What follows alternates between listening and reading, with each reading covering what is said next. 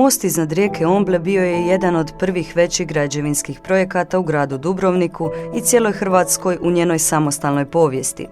Završen 2002. godine, postao je i jedan od simbola Dubrovnika te velika turistička atrakcija. Izgradnjom mosta, put iz Dubrovnika prema zapadu županije te dalje prema Splitu se skratio za 10 kilometara, premostivši usko ali dugo ušće rijeke Omble. Zahvaljujući tome, Jadranska je magistrala zaobišla brojna naselja rijeke Dubrovačke i smanjila gužvu i promet u njima. Ideja o izgradnji mosta postojala je već duže vrijeme, a u realizaciju gradnje se krenulo krajem 80. godina.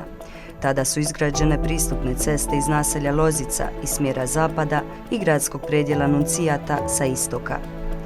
Domovinski rat je zaustavio gradnju koja je nastavljena tek 1998. godine, a most je otvoren za promet u svibnju 2002.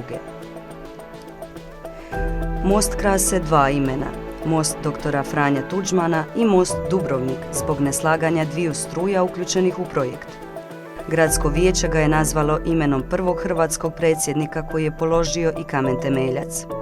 Izvođač radova Hrvatske ceste su ga nazvale po gradu čiji je dio postao. Spor još nije do kraja riješen, a table sa oba imena su i dalje prisutne. Most je dug 518 metara, a visina do kolnika iznosi 50 metara. Visina istočnog pilona iznosi 141 metar. Nakon skorog dovršetka radova u luci Gruž, predviđa se da će ispod mosta pristajati putnički kruzeri za vrijeme posjeta Dubrovniku.